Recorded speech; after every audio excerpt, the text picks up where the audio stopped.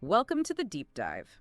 Today, we're doing something a bit different. No documents, no data streams. Not really. No, we're stepping into more symbolic territory. We're going to explore a dream. Right, a journey into the unconscious, guided by feeling, by image, rather than, strict logic. Exactly. We have someone here, let's call him the person B, who's agreed to share a significant dream experience. And you'll be offering some insights, sort of through a Freudian lens, but focusing on the poetry, the metaphors. Precisely. Less about rigid analysis, more about the emotional resonance, the symbolic language. Okay, great. So, person B, thanks for joining us. Can you take us into the dream? Where did it begin? Yeah. Okay, so I was standing outside this house, and it was strange. Strange how? It felt familiar, like maybe I'd known it ages ago, but at the same time, completely unknown, like fundamentally alien. That familiar yet unknown quality is very potent in dreams. Yeah, and the windows, they weren't quite open, kind of like half-closed eyes just watching me. And the front door, What about the door? it was just slightly open, a crack, like it was trembling, holding something back maybe. I felt hesitant, didn't really want to go in, but there was also this pull, something drawing me closer. For a house, you see, often represents the self, those parts of you that are known, but maybe other parts still unexplored, right? Ah, the inner landscape. Exactly. And that door, slightly ajar, trembling, that's often seen as an invitation from the unconscious, a beckoning. To step inside yourself, so to speak. Yes. And the hesitation, perfectly natural. We often feel a certain caution about delving into the unknown within. Makes sense? So did you go in? I did, yeah. And inside, the air felt different, old, thick with whispers. Whispers. Could you hear words? Not really words, more like echoes, faint sounds, maybe past conversations, or just feelings hanging in the air. Whispers and echoes. These could be resonances of past experiences, wouldn't you say? Emotions that have sort of settled into the structure of your inner world. Maybe. And there was this staircase right in front of me, really worn. Worn how? Like old wood. Yeah, the steps looked like they'd been trodden on countless times. It felt like it was leading upwards, but I didn't know if it was towards answers or just, more questions. That staircase, beckoning upwards, worn like that, it suggests a journey, doesn't it? A path of self-discovery. One that's been taken before. Perhaps. Or maybe different parts of the self have traveled it. It implies a process, a gradual ascent towards deeper understanding, potentially. I went up and found myself in this room. It was quite dim. What was in there? There was a chair kind of draped in shadows and a table with a book on it, open. A book? Yeah. And the strange thing was the handwriting. It felt so familiar, like I knew it. It gave me this pang right in my chest. You recognized it? I felt like I did, but as I leaned in, tried to read it, the light in the room just flickered and the words vanished. The page was blank. Wow. My heart started beating faster. Then it felt like the house knew me somehow, knew things I didn't. That's unsettling. Yeah, and little fragments started coming back, like the feeling of a small hand in mine, a voice calling from far away, a drawer that I knew was locked, forbidden. The flickering light, the vanishing words. That speaks volumes about memory, doesn't it? How elusive unconscious content can be. It shimmers, but it's hard to grasp fully. Right. And that familiar handwriting on a blank page, that's quite an image. It could suggest a lost part of your own story, something forgotten, perhaps, leaving only a trace. A lost part, yeah. And those fragments, the hand, the voice, the locked drawer, they're like puzzle pieces, aren't they? Bits of your unconscious surfacing, asking to be seen, to be integrated. So the dream isn't giving straight answers, just these glimpses, feeling. Exactly. And everything felt alive. The floorboards creaked when I walked, like they were telling stories. The journey itself making sounds. Yeah. And there was a mirror. But when I looked, it wasn't. It wasn't me. Or maybe it was nobody. It just felt wrong, gave me a chill. A distorted reflection, or none at all. And a clock on the mantelpiece is ticking backward. Backwards. Fascinating. Time felt all mixed up. I was just wandering room after room. They didn't make logical sense. The layout was impossible. But there was this rhythm underneath it all, guiding me somehow. These objects are potent symbols. The floorboards, perhaps the journey of life, the steps taken, maybe steps avoided. The mirror reflection, or lack thereof, often points towards questions of identity, doesn't it? Who am I? Especially if it's distorted or empty. Precisely. Yeah. And the clock ticking backward that beautifully captures how time in the unconscious isn't linear, Past, present, they bleed into each other. Yeah, it felt like that. And the labyrinth of illogical rooms. Mm. A powerful metaphor for the psyche itself. Complex, winding, not always straightforward. The inner architecture, like you said. Then, I came to this door. It was different from the others. How so? The wood was covered in carvings, symbols. But they weren't static. They seemed to shift and change as I looked at them. Shifting symbols. Interesting. My hand was actually trembling when I reached for the handle. I just knew deep down that this was it, the heart of it all. The core mystery. Yeah, something I really wanted to understand, but also I was scared. Scared of what was behind it. That unique door with those fluid, elusive carvings. It points to something deeply significant. Perhaps a core aspect of the unconscious. Ready for transformation? Maybe. And the fear mixed with desire. Exactly. That ambivalence is key. It's that feeling we get standing on the edge of a profound self-discovery. We're drawn to it, but part of us resists because truth can be, well, unsettling. A real turning point in the dream. Totally. And the house itself, it kept talking, not with words, but Yeah. the way shadows moved or a sudden cold spot, it felt like it held all these unsaid things. Desires, maybe. Memories I couldn't quite reach. The unconscious communicating through atmosphere, through sensation. Like I touched this old wooden table, and for a second I felt something else, a different texture on my fingertips. Just a ghost of a feeling. A somatic memory, perhaps. A physical echo of a past, forgotten experience. And that staircase, it showed up again. Same feeling, that upward pull, like I was expecting something at the top. The repetition reinforces its importance. A recurring theme, maybe an unresolved issue, or a persistent desire for growth, for ascent. It also brought back these flashes of being a kid, playing hide and seek. Oh, yeah. Yeah, that feeling of hiding, the thrill of it, and then being found. Yeah. That mix of excitement and, vulnerability. Hide and seek is a wonderful metaphor for the inner world, isn't it? Seeking parts of ourselves, being found or seen by our own awareness, concealment and revelation.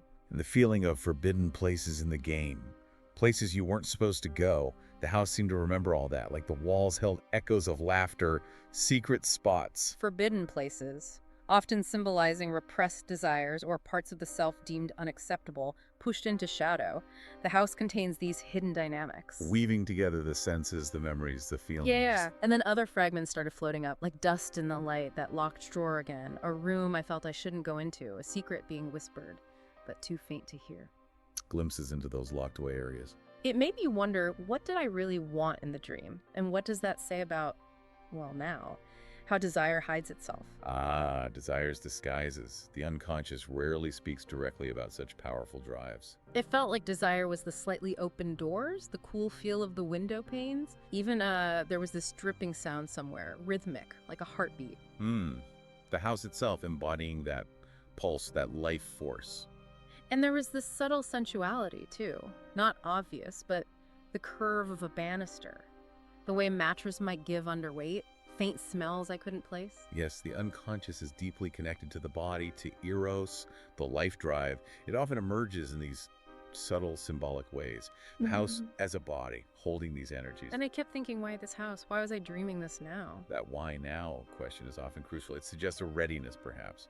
A moment where the conscious mind is more receptive, maybe, to what the unconscious wants to reveal. The dream senses an opening, a possibility. It felt like that. Like the house contained all these different versions of me. Right. Yeah, like little kid scared outside a closed door. The teenager full of longing. The adult who wants closeness but is scared of being, vulnerable. They felt like they were overlapping. Sometimes I'd catch a glimpse in a mirror, not quite me, maybe one of them. Time felt blurry, past, present, all mixed together in that room with the draped furniture. The house as a container for these fragmented selves across the lifespan, that's a powerful concept. The unconscious isn't bound by linear time, so these aspects can coexist, interact. Seeing glimpses of past selves. Exactly. And you mentioned draped furniture earlier, and a form under a sheet. Yeah, there was this shape under a white sheet. You couldn't tell what it was. It just felt ambiguous. It raised questions, didn't give answers, like it represented everything I'd pushed away or forgotten.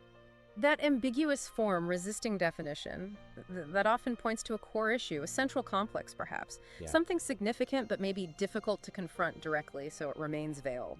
The heart of the matter, but hidden. Which made me think about forgetting. How we do that, right? Yeah. To cope. Bury things. Yeah. Bury it, deny it, lock it away. Secrets. But the dream. It keeps pulling you back to those rooms, doesn't it? You can't just forget forever. Forgetting is a defense, absolutely. Yeah. A necessary one sometimes. But the unconscious strives for wholeness, for integration. It keeps knocking, gently or not so gently. Then I heard this sound. Faint. A rustle, maybe? Or a sigh? It seemed to come from down this other hallway. Darker, narrower. The walls felt like they were leaning in. A call from deeper within, perhaps, leading you toward something else. And in the very end of this tight hallway, just a plain door, nothing special about it, simple wood. Unlike the carved one earlier. Right, totally plain. My pulse jumped. I just knew this was the door, the real threshold. Stripped of complexity, back to basics. I felt like whatever was behind it was the truth, the core thing, something that would probably shake me up, but also wake me up somehow. A gateway to a fundamental understanding. It made me wonder, maybe the whole house, all its weirdness, was just a reflection, a mirror showing me what I could be, my potential self. The house, as a mirror, reflecting the journey of individuation, the process of becoming fully oneself. That's a beautiful way to put it. The potential for growth, for transformation, held within that inner structure. So did you open this final plain door? I did. I stepped through. What was it like? It was like, the air changed. Everything went still, holding its breath. Space itself. It wasn't fixed. It seemed to shift, expand, contract. You couldn't map it. Entering a deeper level, beyond ordinary perception. My eyesight felt weirdly unreliable. Things flickered. I looked in a mirror again and saw someone else. Or no one. And then, this light started to grow. Light? Yeah, from within the space, getting brighter. But the color, it was strange. Hues I'd never seen, but they felt intimate, familiar somehow. And it pulsed, a slow rhythm. Light is often a symbol of insight, illumination, consciousness dawning within the depths. And those unfamiliar yet intimate hues, perhaps connecting to very early pre-verbal experiences. Maybe. I felt drawn to it, walked towards it, and I felt things. Warmth, coolness against my skin, a sweet taste. And just for a moment, this incredible feeling of being whole, free. A connection to a core state of being, perhaps, that sense of wholeness we associate with early life, or moments of profound integration, healing potential. A peak experience within the dream. But then it started to fade. Slowly, the light receded, but it left something behind. Not just an echo, but a feeling inside me. Like something had loosened, let go. The house faded too. The whole dream started unraveling. But I knew, with this quiet certainty, that something had shifted, changed for real. The transition back begins, but the impact remains. That inner shift is the work of the dream. Dreams leave you with questions, though, don't they? That feeling of being on the edge of knowing something, but not quite grasping it. The liminal space is what keeps us exploring, questioning. Yeah, and the house. Even as it disappeared, I could still feel its presence, hear the whispers.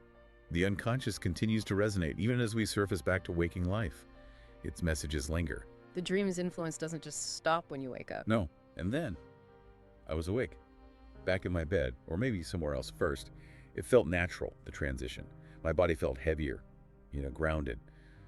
But my thoughts, they felt lighter, clearer somehow. A reintegration, but with a changed perspective. Images drifted, fragments. Dream memory is so weird, isn't it? More like impressions than a story. Holding on to the feeling rather than the plot. Yeah.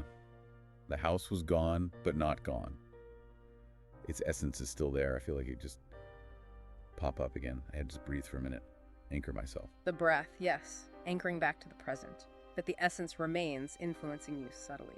The dream ended, but it feels like it's still rippling outwards, like the journey isn't really finished. The house is still there, waiting. A reminder of the ongoing dialogue with the unconscious. Yeah, symbols, desire, it's all still there, under the surface. And just as I was fully waking up, I swear I heard it. The faintest sound, like a door creaking open, far away. A beautiful closing image. Or perhaps an opening one, suggesting the cycle continues. The invitation from the unconscious is always there. Wow, that's quite a journey.